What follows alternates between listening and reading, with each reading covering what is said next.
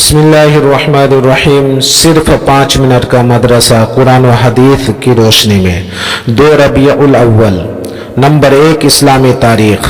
हज़रत यहया अलैहिस्सलाम हज़रत ज़करिया अलैहिस्सलाम के फर्जंद और अल्लाह ताला के नबी थे। वह नेक लोगों के सरदार और ज़ुहद व तक़वा में बेमिसाल थे। अल्लाह ताला ने बचपन से ही इल्म और हिकमत से नवाजा था। उन्होंने शादी नहीं की थी, मगर इसके बावजूद उनके दिल में गुनाह का ख्याल भी पैदा नहीं हुआ। वो अल्लाह ताला के खौफ से बहुत रोया करते थे। अल्लाह ताला ने उनको और उनकी कौम को सिर्फ अपनी इबादतों, परस्तिश, नमाज रोज़ा की पाबंदी और सदका और खैरात करने और कसरत से जिक्र करने का हुक्म दिया था। चुनांचे उन्होंने अपनी कौम को बैतुल मक़दिस में जमा करके अल्लाह के इस पैगाम को सुनाया।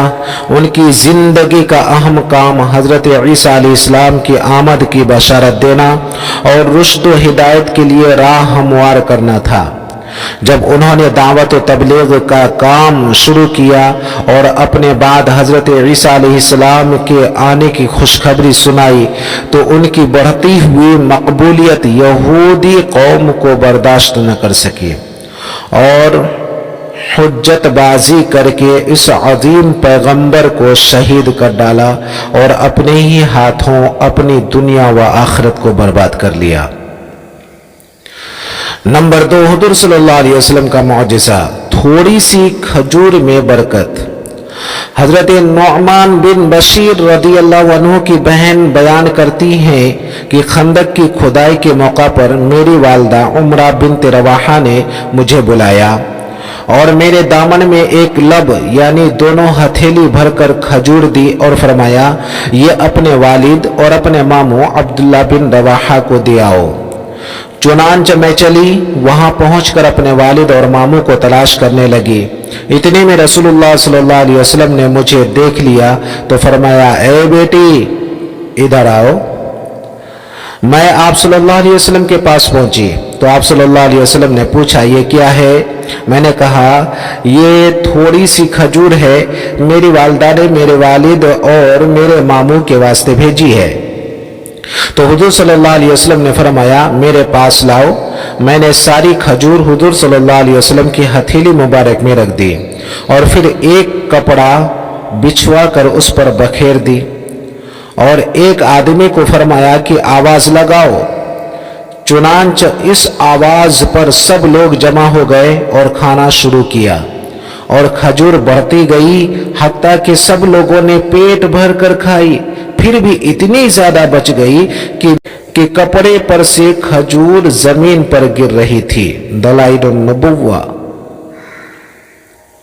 नंबर 3 एक फर्द के बारे में हज की फर्दियत। रसूलुल्लाह सल्लल्लाहु अलैहि वसल्लम ने फरमाया, ऐ लोगों, तुम पर हज फर्द कर दिया गया है, लिहाजा उसको अदा करो। मुस्लिम शरीफ।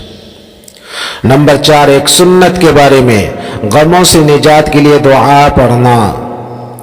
रसूलुल्लाह सल्लल्लाहु अलैहि वसल्लम को जब कोई रंज व गम पेश आता तो आप सल्लल्लाहु अलैहि वसल्लम ये दुआ फरमाते, या हय्यु या क़य्यूम बिरहमतिका अस्तगीथ। ऐ वो ज़ात जो जिंदा व जावेद है और तमाम चीज़ों का थामने वाला है, मैं तेरी रहमत की उम्मीद के साथ तुझ ही से फरियाद करता हूँ। तिरमिज़ी शरीफ। नंबर 5 एक अहम अमल की फजीलत, तहज्जुद पढ़ना। रसूलुल्लाह सल्लल्लाहु अलैहि वसल्लम ने फरमाया, जब कोई आदमी रात को उठकर अपनी बीवी को बेदार करता है और अगर उस पर नींद का गलबा हो तो उसके चेहरे पर पानी छिड़क कर उठाता है और फिर दोनों अपने घर में खड़े होकर रात का कुछ हिस्सा अल्लाह की याद में गुजारते हैं तो उन दोनों की मग़फ़िरत कर दी जाती है। तिबरानी कबीर। नंबर 6 गुनाह के बारे में, जमीन में फसाद फैलाना। कुरान में अल्लाह ताला फरमाता है, बिलाशुबा वो लोग जो अल्लाह से पक्का अहद करने के बाद तोड़ डालते हैं और उन रिश्ते नातों को भी तोड़ डालते हैं जिनको अल्लाह ताला ने जोड़े रखने का हुक्म दिया है और जमीन में फसाद फैलाते फिरते हैं, तो ऐसे लोग बड़े खसारे वाले हैं। सूरह बकरा। نمبر 7 دنیا کے بارے میں، دنیا مانگنے والا۔ قرآن میں اللہ تعالیٰ فرماتا ہے لوگوں میں سے بعض ایسے بھی ہیں جو کہتے ہیں کہ اے ہمارے پروردگار، ہم کو جو کچھ دینا ہے دنیا ہی میں دے دیجئے، تو ان کو جو کچھ ملنا ہوگا وہ دنیا ہی میں مل جائے گا، اور ایسے شخص کو آخرت میں کچھ نہ ملے گا۔ سورہ بقرہ۔ نمبر 8 آخرت کے بارے میں، جنتی کا تاج۔